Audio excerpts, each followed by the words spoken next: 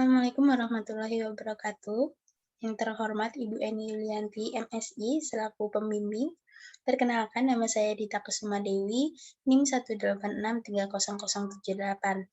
Terima kasih atas kesempatan yang telah diberikan kepada saya untuk mempresentasikan hasil penelitian pada praktik kerja lapangan dengan judul pengujian pH, temperatur, dan kadar amonia atau NH3 pada air limbah hasil pengolahan minyak bumi di kilang PPSDM Migas Cepu.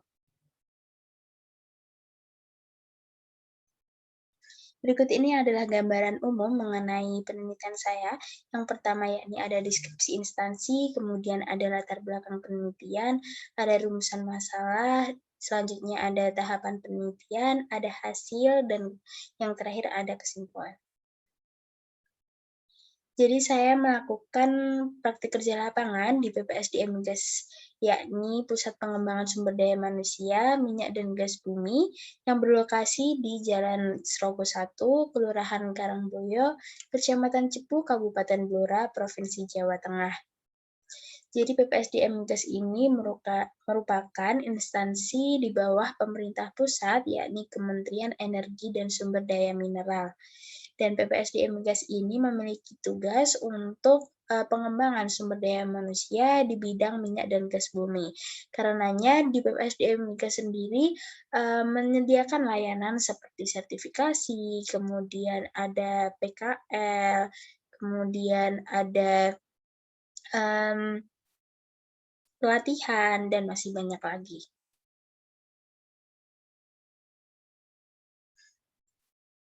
Jadi memang industri minyak dan gas sangat diperlukan untuk saat ini karena memang hasil dari pengolahan minyak dan gas bumi itu bisa kita gunakan dalam kehidupan sehari-hari. Namun sebelum kita masuk lebih lanjut perlu diketahui bahwa minyak bumi itu terkandung di dalamnya ada hidrokarbon, kemudian dan ada unsur-unsur lain atau biasa disebut dengan impurities seperti sulfur, nitrogen, oksigen, H2S, logam-logam, dan masih banyak lagi. Nah, sebelum minyak tersebut dijadikan sebuah produk seperti solar ataupun pertasol atau gas oil dan produk-produk yang lainnya perlu diolah terlebih dahulu. Nah, proses pengolahan minyak bumi itu terbagi menjadi 5 tahapan. Yang pertama yakni ada penampungan, kemudian ada destilasi fraksinasi, kemudian ada treating atau pemurnian, ada blending atau pencampuran, dan juga ada separation atau pemisahan.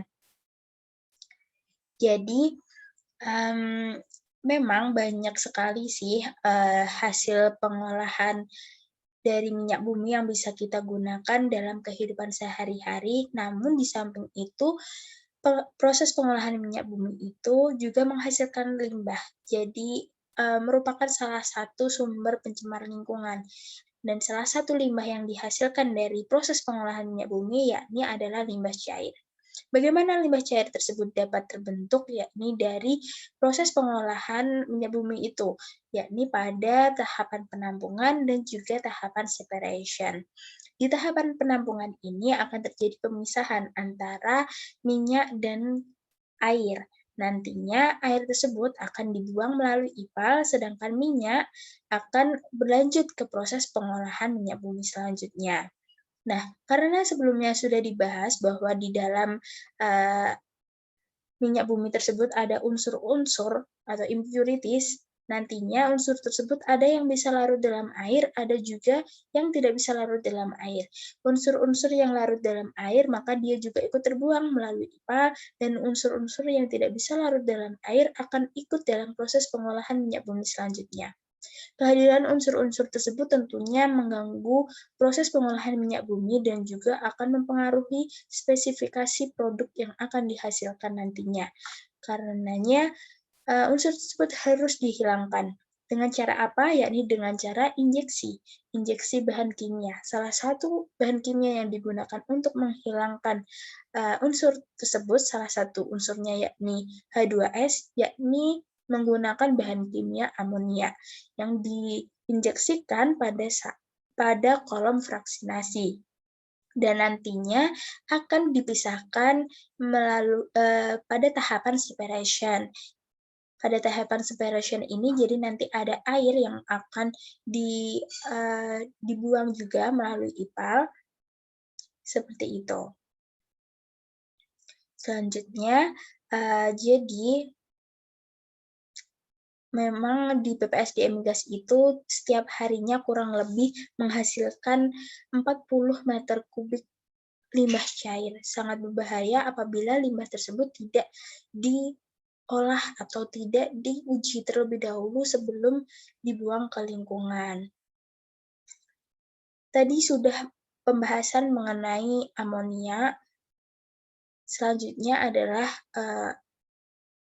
kita bahas mengenai suhu dan juga pH. Bagaimana limbah cair tersebut bisa mempengaruhi suhu dan juga pH lingkungan air nantinya. Seperti yang dikatakan di awal bahwa dalam minyak bumi terdapat unsur-unsur impurities dan limbah cair pada kilang tentunya tidak lepas dari fraksi minyak itu sendiri. Karenanya di dalam limbah cair tersebut terdapat unsur-unsur pula yang dapat mempengaruhi pH dan suhu dari limbah cair tersebut. Jadi akan ada unsur yang saling berinteraksi sehingga atau saling bereaksi sehingga menghasilkan kalor, dan kalor tersebut akan mengubah pH dari air, dan juga adanya unsur-unsur tersebut tentunya akan mempengaruhi pH dari air tersebut. Nah, ini tadi kenapa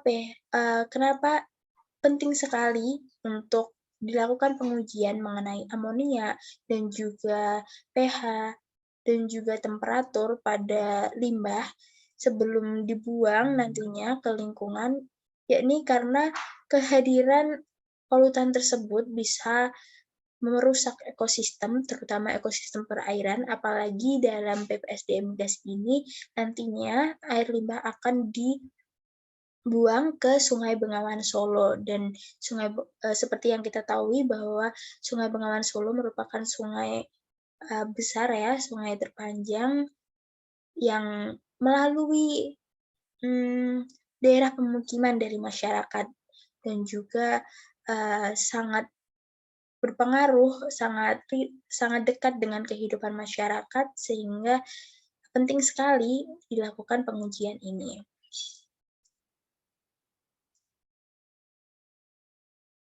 Berikut adalah rumusan masalah mengenai penelitian saya, yakni yang pertama adalah berapakah nilai pH, temperatur, dan kadar amonia pada air limbah hasil pengolahan minyak bumi di kilang PPSDM Migas Cepu. Dan yang kedua adalah apakah hasil uji kadar amonia, temperatur, dan pH pada air limbah dari proses kegiatan pengolahan minyak di kilang PPSDM Migas Cepu sudah memenuhi baku mutu sesuai Peraturan Menteri Negara Lingkungan Hidup Nomor 19 Tahun 2010. Berikut adalah tahapan penelitiannya. Yang pertama yakni adalah pengujian derajat keasaman atau pH. Yang pertama, sampel diambil sebanyak 50 ml dan diletakkan pada beker gelas, kemudian diuji menggunakan pH meter, dicelupkan elektrodanya pada sampel tersebut, ditunggu hingga angka stabil pada pH meter tersebut, kemudian dicatat hasil angka dari pH sampel tersebut. Selanjutnya, yakni adalah pengujian temperatur, yakni menggunakan termometer. Jadi, sampel diambil 50 ml ke dalam beker gelas, kemudian dicelupkan termometer ke dalamnya, ditunggu hingga angka stabil, dan kemudian dicatat hasil pengukurannya. Dan yang terakhir yakni uji kadar amonia. Jadi dalam pengujian kadar amonia ini terbagi menjadi dua tahapan, yakni yang pertama adalah destilasi. Jadi prinsip dari destilasi ini adalah pemisahan berdasarkan perbedaan titik didih sebuah senyawa. Destilasi pada pengujian kadar amonia ini dilakukan untuk mengurangi interferensi dari sampel dan juga agar tidak terjadi bias jika nantinya akan diuji menggunakan spektrofotometer Griffiths agar kurva yang dihasilkan bisa bagus seperti itu. Kemudian yang kedua yakni adalah uji kadar amonia dengan metode Venat. Nantinya hasil dari destilasi inilah yang akan digunakan dalam pengujian kadar amonia menggunakan metode Venat ini.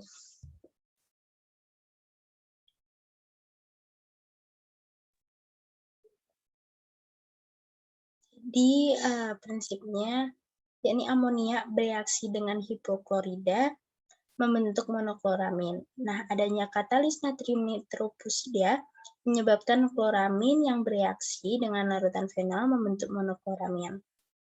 Monokloramin bereaksi dengan larutan fenol membentuk biru indofenol. Nah, kompleks itu yang akan diuji pada panjang gelombang 640 nanometer pada spektrofotometer UV seperti itu.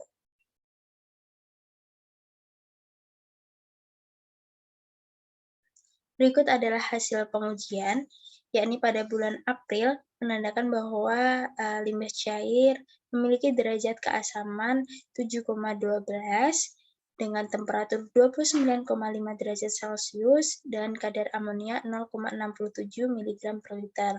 Pada bulan Mei, limbah cair memiliki pH 6,88 dengan temperatur 30,5 derajat Celcius dan kadar amonia 0,05 mg per liter. Kemudian pada bulan Juni, pH mencapai 7,29 dengan temperatur 29 derajat Celcius dan kadar amonia 7,5 mg per liter. Berikut adalah grafik hasil pengujian. Di sini dapat kita lihat bahwa pada hasil pengujian pH pada bulan April, Mei, dan Juni tidak melebihi ambang batas, yakni ambang batas 9, pH 9. Kemudian pada hasil pengujian temperatur juga tidak melebihi ambang batas, yakni 45 derajat Celcius. Dan juga pada hasil pengujian kadar amonia juga tidak melebihi ambang batas, yakni pada 8 mg per liter.